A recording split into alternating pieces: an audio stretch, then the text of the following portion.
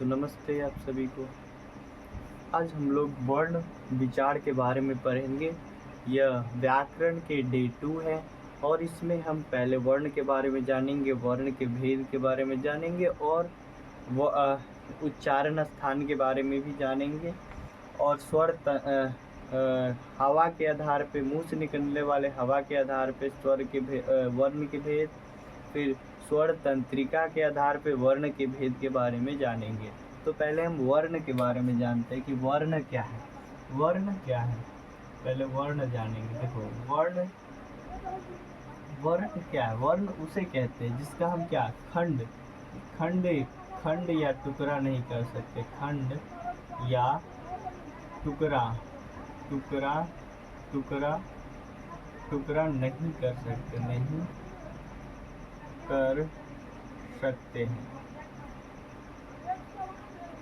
हैं। या फिर हम लिख सकते हैं वर्ण उस मूल ध्वनि को कहते हैं जिसका खंड या टुकड़ा नहीं कर सकते। जैसे कि एग्जाम्पल में ले लो, जैसे एग्जाम्पल में ले लो, जैसे कि क हलंत, इसको खंड कर सकते नहीं। अ को भी नहीं, आ को भी नहीं हम, जैसे कि ख हलंत को भी नहीं हम कर सकते। तो ये सब क्या है, वर्ण की सबसे छोटी इकाई को क्या कहते हैं, स्वर्ण। वर्ण किसे कहते हैं जिसका हम खंड नहीं कर सकते, जिसका हम टुकड़ा नहीं कर सकते। अब जैसे कि ख को भी मान लो ये पूरा ख है, इसको भी हम क्या, अगर मान लो ऐसे ख हलन जोर अ, अब इसका टुकड़ा कर सकते नहीं।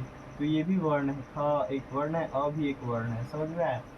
अब चलते हैं, क्या वर्ण आप लोगों को समझ में आ गया। वर्ण कितना है, कुल वर्णों की संख्या कितनी है। कुल वर्ण जो है, कुल वर्ण हमारा, कुल वर्णों की संख्या, वर्णों की संख्या कितनी है। वर्णों की संख्या, कुल वर्णों की संख्या 52 है। कितना है, कुल वर्णों की संख्या कितना है, कुल वर्णों की संख्या 52 है। अब चलते हैं वर्ण के भेद जानते हैं। वर्ण के भेद कितने हैं। वर्ण के भेद 2 है, एक तो स्वर वर्ण और दूसरा क्या है, व्यंजन वर्ण। पहला क्या है, स्वर वर्ण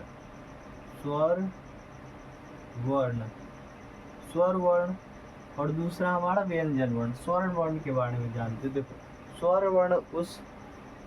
वर्ण उसे कहते हैं जिसमें किसी अन्य वर्णों की सहायता न ली जाए। स्वर्ण वर्ण उसे कहते हैं,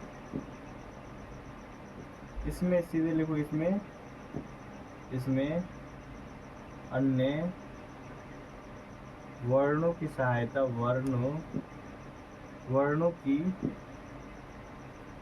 सहायता नहीं ली जाती है। समझ में आया आप लोगों को, जाती है। इसमें किसी अन्य वर्णों की सहायता नहीं ली जाती है। जैसे कि हो जाएगा एग्जाम्पल, स्वर वर्ण की संख्या कितनी है, 11 है। पूरा हम लिख देते, जैसे कि आ हर्ष ई दीर्घ ई, हर्ष उ दीर्घ उ, ए ऐ ओ औ। ठीक है, ये कितने हैं पूरा गिनो तो 1 2 3 4 5 6 7 8 9 10। एक और क्या छूट गए, आ हरस्वी री छूट गया, सॉरी। यहाँ पे री री, यहाँ पे री दे देना। ठीक है, री तो हम भूल ही गए, री। ठीक है, हरस्वी दीर्घी हरस्व दीर्घ री ए ऐ ओ और औ। हमारा कुल वर्ण क्या है, स्वर वर्णों की संख्या। इसकी संख्या कितनी है, इसकी संख्या जो हो जाएगा कुल 11 है। याद रखना आप लोग, इसे एक बॉक्स में कर देता हूँ। ठीक है, स्वर वर्णों की संख्या हमारी 11 है, याद रहेगा। अब चलते हैं उच्चारण के आधार पर इसका भेद कितना है। स्वर वर्ण के उच्चारण के आधार पर भेद है। उच्चारण के आधार पर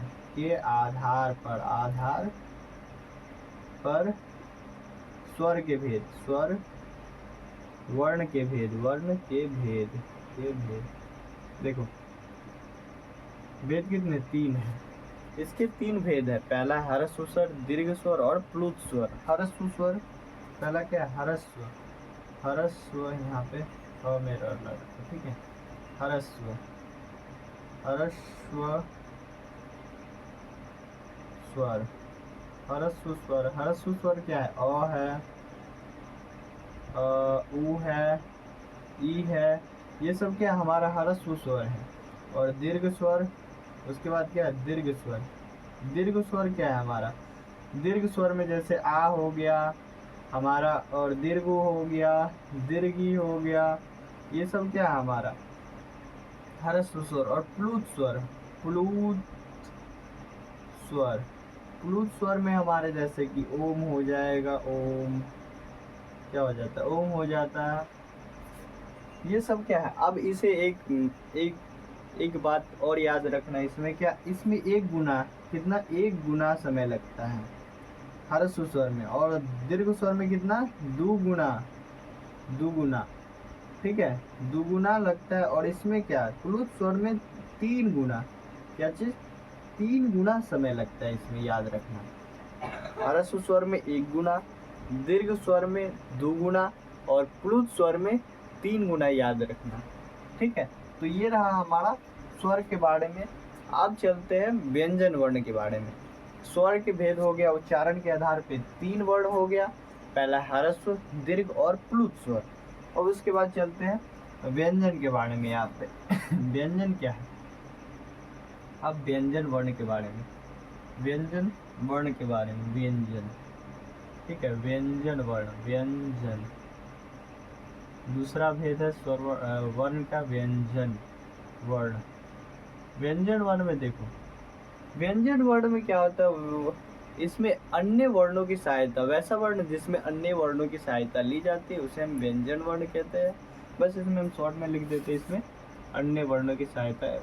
आपसे कभी भी क्या हो, आपसे कभी भी क्या इसका डिफिनीशन नहीं पूछेगा, इसका आप लोग को परिभाषा नहीं पूछेगा। बस आप लोग को समझना है, बस इतना समझ गए तो आगे आप लोग ऑब्जेक्टिव टाइप का आता है इसमें आंसर, ठीक है, सब्जेक्टिव नहीं आता इसमें। इसमें अन्य वर्णों की सहायता, वर्णों की सहायता नहीं ली जाती, नहीं ली जाती है, ठीक है।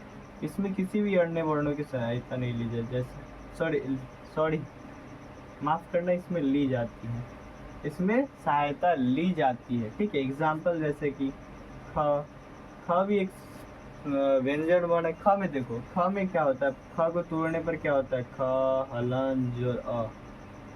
अब देखो यहाँ पे अ, ये क्या है? तो ये तो अन्य वर्ण है, स्वर है, इसमें स्वर वर्ण की सहायता ली जाती है। या तो हम ऐसे बोल सकते हैं कि इसमें ऐसा वर्ण जिसमें स्वर वर्ण की सहायता ली जाती है उसे हम क्या कहते हैं? व्यंजन वर्ण कहते हैं। ऐसा भी हो सकता है इसका परिभाषा। तो परिभाषा बहुत प्रकार से हो सकता है, परिभाषा में मत जाना। जैसे कि च भी हो जाएगा, प भी, बहुत सारे वर्ण हैं, च, क वर्ग, ट वर्ग, त वर्ग, प वर्ग, च वर्ग, ये सब हमारा हो जाएगा। अब चलते हैं, इसमें व्यंजन वर्णों की संख्या कितनी? इसकी कुल संख्या, इसकी संख्या कितनी होती है? इसकी संख्या 33 होती है, जो हम देखते हैं। इसकी संख्या कितनी है? 33 है, 33, 33, ठीक है। जैसे कि आप एग्जाम्पल में देख लो, जैसे स्पर्श व्यंजन। अब इसके भेद जानते हैं, भेद। अब भेद कितने? पहला स्पर्श व्यंजन, स्पर्श व्यंजन, इसकी संख्या कितनी है? 25। इसे वर्गीय व्यंजन भी कहते हैं। क्या, जिसे क्या कहते हैं? वर्गीय व्यंजन भी कहते हैं। जैसे कि हो जाएगा इसका एग्जाम्पल, क वर्ग, च वर्ग, सब 5-5 होते हैं। ट वर्ग, ठीक है, और प वर्ग, ठीक है। ये 5-5 का है, तो 5, 5, 5, 5, 5, पचम 25, कुल 5 है, तो हो गया अब चलते हैं स्पर्श व्यंजन के बाद क्या आता है, ऊष्म व्यंजन। ऊष्म व्यंजन, ऊष्म व्यंजन क्या हो जाएगा, व्यंजन, ऊष्म व्यंजन। ऊष्म व्यंजन की संख्या कितनी है, 4 है, याद रखना आप लोग। कितनी है इसकी संख्या, इसकी संख्या ऊष्म व्यंजन की संख्या 4 है। पहला है प्लाव्य स, मूर्धन्य स, दंती स, ह। कितने हैं, ये भी 4 है, 4 है। अब चलते हैं ऊष्म व्यंजन के बाद आ जाता है अंतस्थ। अंतस्थ व्यंजन, अंतस्थ व्यंजन की संख्या कितनी है, 4 है, इसकी भी संख्या 4 है। इसकी संख्या कितनी है, 4 है। तो य, र, ल और व क्या हो जाएगा, य, र, ल और व हो जाएगा हमारा। पहले जाने स्पर्श व्यंजन 25, ऊष्म व्यंजन 4, और उसके बाद आ गया अंतस्थ व्यंजन भी 4। तो 4 4, ये दोनों मिलाकर कितना हो गया, 8 हो गया, और ऊपर प्लस 25। तो इस दोनों को जोड़ने पर कितना आएगा, 8 5 23, मतलब 25 33 हो जाएगा। ठीक है, जोड़ कर देख लेना। तो यहाँ 33, उधर 11, अब तो 44 ही पूछ रहे हैं। हम तो बोले 52 वर्ण है, तो 52 कैसे है, तो और भी है, और भी अन्य है इसका, अन्य प्रकार है व्यंजन वर्ण का। अन्य प्रकार देखो, अन्य प्रकार भी है, जैसे कि हो जाएगा पहला, अभी मत समझ लेना इसका भेद है, अन्य भी प्रकार है, बस हम पॉइंट में देते। जैसे अयोगवा, ये सब याद रखना, अयोगवा, अयोगवा, अयोगवा क्या हो जाएगा, अंग अ हो जाएगा। ठीक है, अंग अ। उसके बाद क्या हो जाएगा, द्विगुण, द्विगुण, द्विगुण हो जाएगा। इसके बाद क्या हो जाएगा, द्विगुण, द्विगुण में क्या हो जाएगा, र और ढ, र और ढ हो जाएगा। द्विगुण के बाद हमारा क्या हो जाएगा, अब अयोगवा, द्विगुण, और एक और है संयुक्ताक्षर, संयुक्ताक्षर, संयुक्ताक्षर में हमारा क्या हो जाएगा, अक्षत्र ज्ञ श्र, अक्षत्र ज्ञ श्र। ठीक है, आप लोगों को समझ में आ गया। अन्य प्रकार अयोगवा, अंग याद ही रखना, क्योंकि पूछा जाता है ऑब्जेक्टिव में, अयोगवा बताओ, इसमें से पूछ देगा कि अयोगवा बताओ, 4 ऑप्शन, ऑप्शन नंबर ए जैसे क दे देगा, अब मान लो ऑप्शन नंबर बी च दे देगा, ऑप्शन नंबर सी र दे देगा, ऑप्शन नंबर डी यहाँ पे दे देगा। यहाँ पे क्या आएगा, एक अयोगवा को ढूंढो। अगर आप लोग पढ़े होंगे तो यहाँ पे अयोगवा देखेंगे, अरे ये तो अयोगवा है, यहाँ पे ऑप्शन नंबर डी, तो आप लोग लगा देंगे। ठीक है, समझ में आया, ऐसे ही क्वेश्चन पूछा जाता है ऑब्जेक्टिव टाइप का।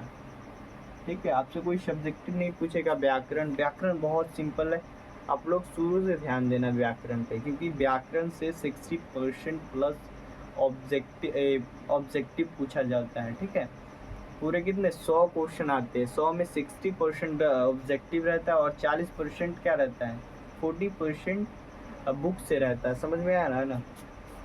तो यहाँ पे संयुक्ताक्षर हो गया। अब चलते हैं हम वर्णमाला के बारे में। वर्णमाला किसे कहते हैं, थोड़ा समझ लेना। यहाँ वर्णमाला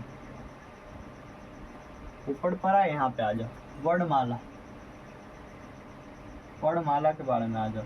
वर्णमाला क्या है, वर्णमाला, वर्णमाला, वर्णमाला, वर्णमाला किसे कहते हैं, तो वर्णों के समूह को हम क्या कहते हैं, वर्णमाला कहते हैं। याद रखना, वर्णों के समूह को, वर्णों के समूह को, वर्णों के समूह को वर्णमाला कहते हैं, वर्णमाला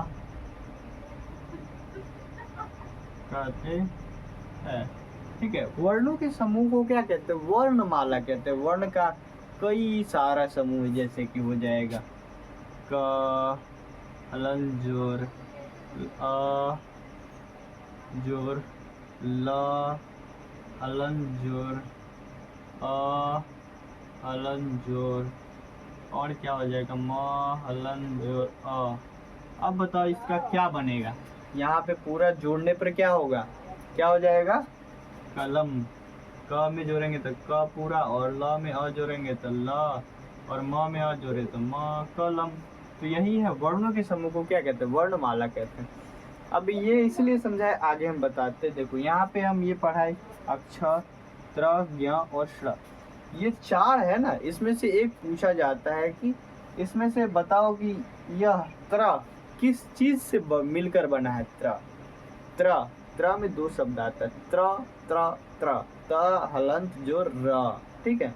तो ये 2 शब्दों से मिलकर बना है, पूछा भी जाता है, समझ में आ रहा है ना, ये पूछा जाता है क्वेश्चन।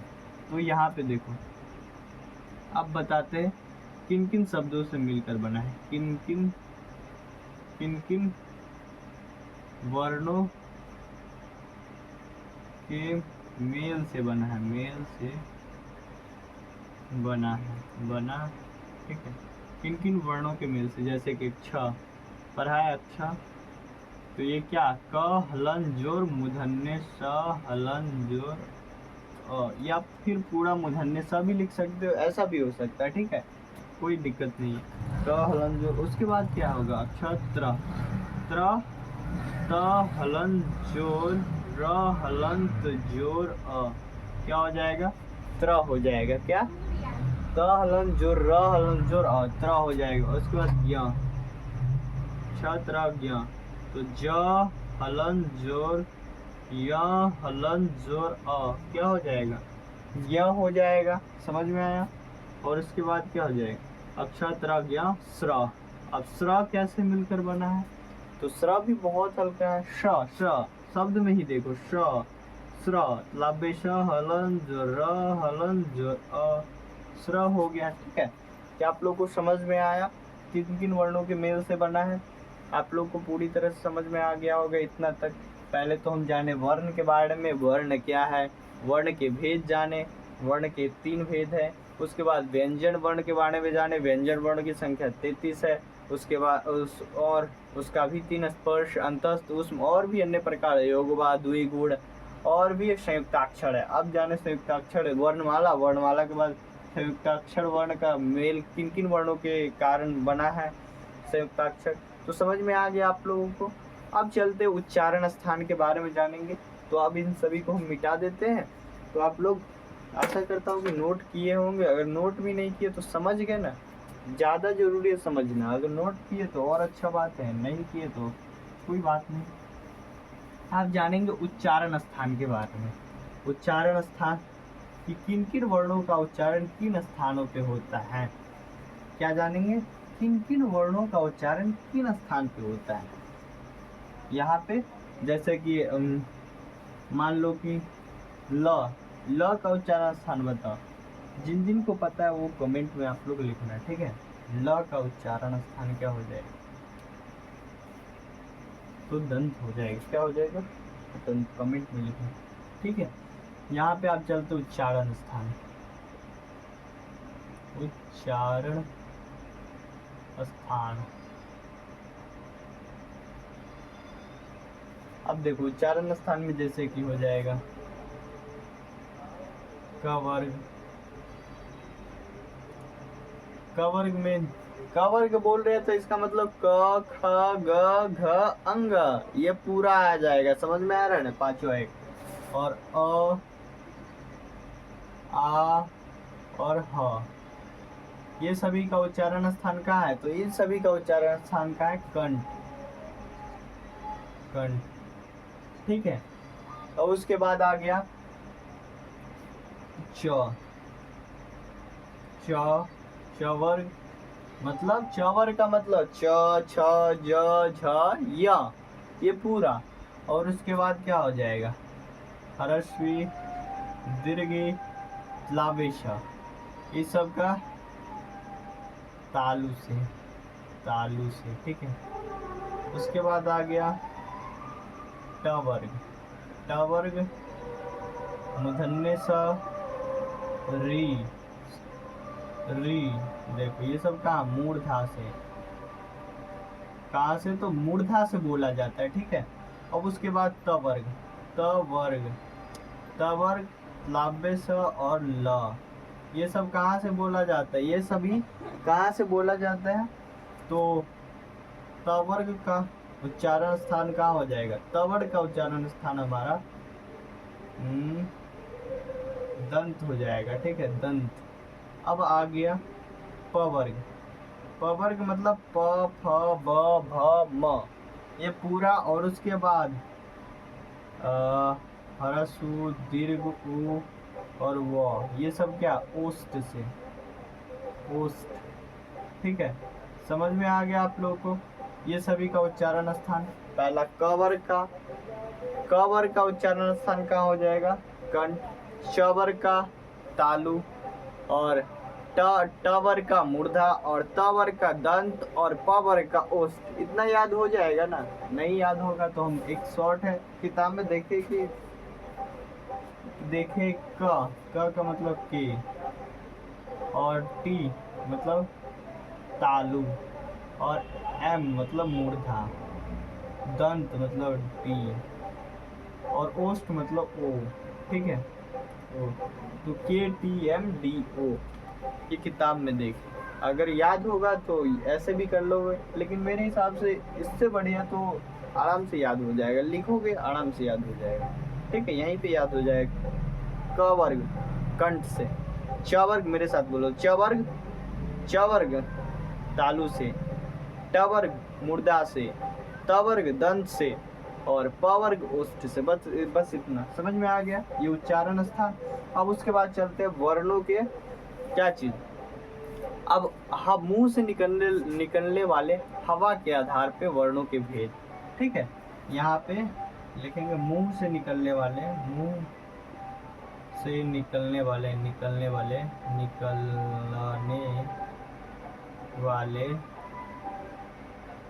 हवा के आधार पे, हवा के या वायु, हवा के आधार पर वर्ण के भेद।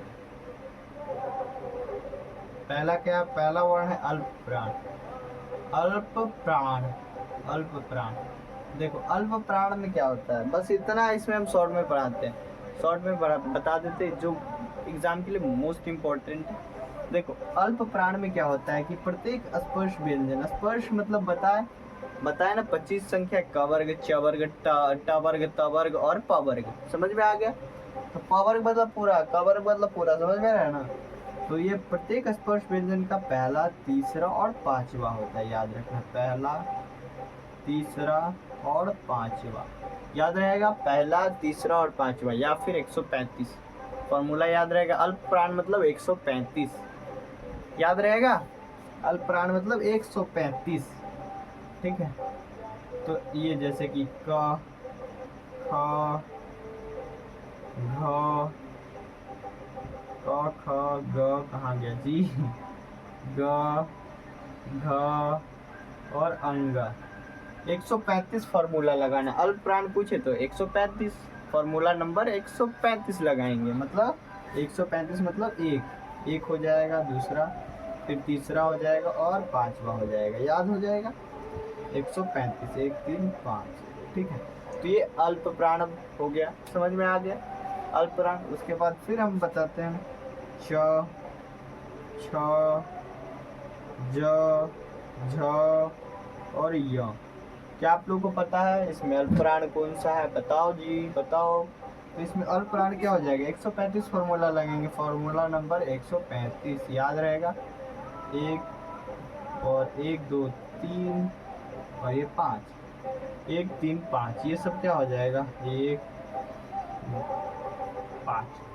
तो ये क्या हो जाएगा, अल्प प्राण हो जाएगा। क्या आप लोगों को अल्प प्राण समझ में आ गया। उसके बाद ट वर्ग, ट, ठ, ड, ढ, न, पहला, तीसरा और पांचवा, ये सब क्या अल्प प्राण हो जाएगा। आगे आप लोग समझ गए। अब चलते हैं महाप्राण के बारे में, चलते हैं, यहाँ तक तो समझ गए। अब महाप्राण, महाप्राण में क्या हो जाएगा, महाप्राण, महाप्राण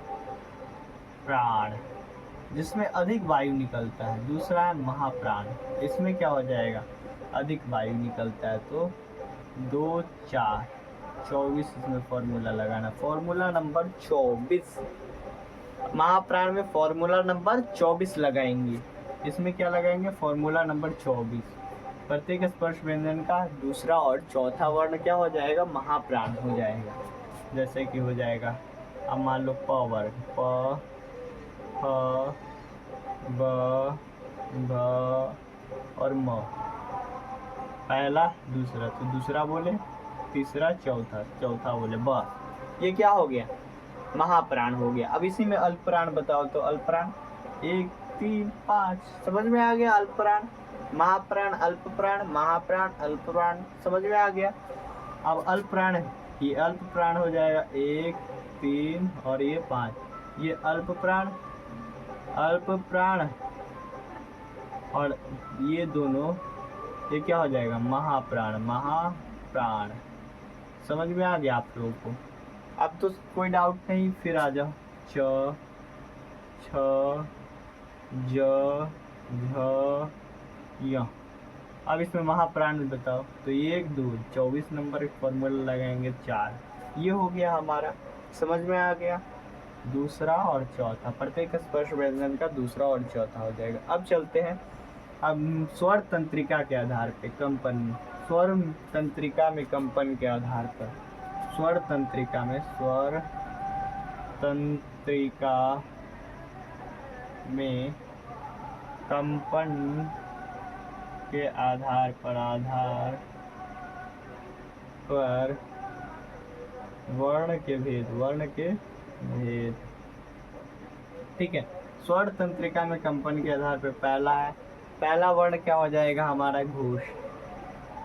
घोष जिसमें क्या होता है, कंपन होता है, उसे घोष कहते हैं। इसमें कंपन होता है, तंत्रिका में क्या होता है, कंपन होता है। बस इसमें शॉर्ट में समझो, कंपन होता है। प्रत्येक स्पर्श व्यंजन का कौन सा होता है, तीसरा, चौथा और पांचवा।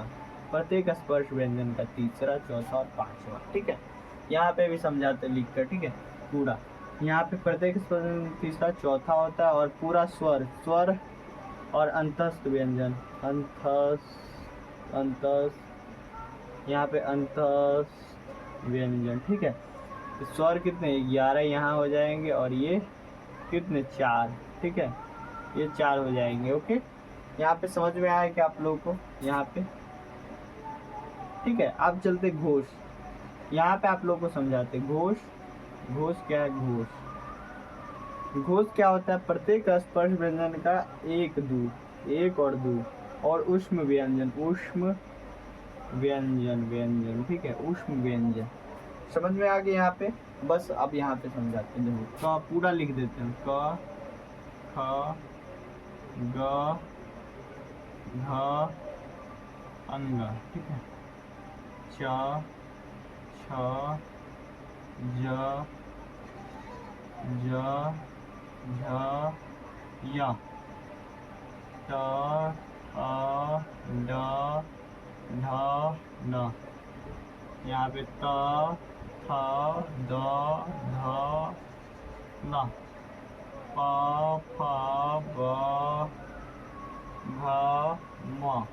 अब देखो, इसमें बताना है क्या, ये जो 3 यहाँ से देखो, यहाँ से लेकर और यहाँ तक, ये पूरा क्या हो जाएगा हमारा, ये हो जाएगा घोष, घोष वर्ण, और स्वर हो जाएगा, और ऊष्म व्यंजन, अंतस्थ व्यंजन, यार अलावा।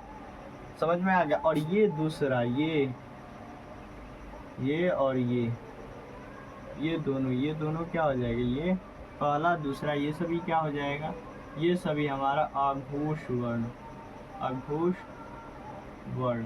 क्या आप लोग को समझ में आ गया, आप लोग को घोष, अघोष, अल्पप्राण, महाप्राण पूरा समझ में आ गया। पहले तो हम वर्ण पढ़े, व्यंजन पढ़े, व्यंजन के भेद पढ़े, और संयुक्ताक्षर के बारे में जाने, किन किन वर्णों के मेल से बना। फिर हम स्वर तंत्रिका के आधार पे जाने, हवा के आधार पे, मुंह से निकलने वाले वायु के आधार पे जाने, वर्ण के प्रकार और उच्चारण स्थान के बारे में जाने, ठीक है। तो उनमें से मोस्ट वीवीआई 5 क्वेश्चन पूछेंगे, बस मोस्ट नहीं, बस पूछते हैं। टेस्ट मान लो, टेस्ट है यहाँ पे, टेस्ट। इन सभी में से हम क्या, सिर्फ 5 क्वेश्चन पूछेंगे, ठीक है। बताओ, अक्षर, अक्षर किन वर्णों के मेल से बना है, ठीक है। अक्षर किन वर्णों के मेल से बना है, ये तो बता सकते हो। अपने कॉपी में लिखो, जरूरी नहीं कमेंट में ही लिख सकते हो, कॉपी में लिखो। अक्षर किन वर्णों से, अयोगवा कितने हैं, अयोगवा, अयोगवा अयोगवा, अयोगवा कितने हैं ये बताना। और उसके बाद द्विगुण, द्विगुण, द्विगुण कितने हैं ये लिखना कि द्विगुण कौन कौन है। ठीक है, तो यहाँ पे अच्छा।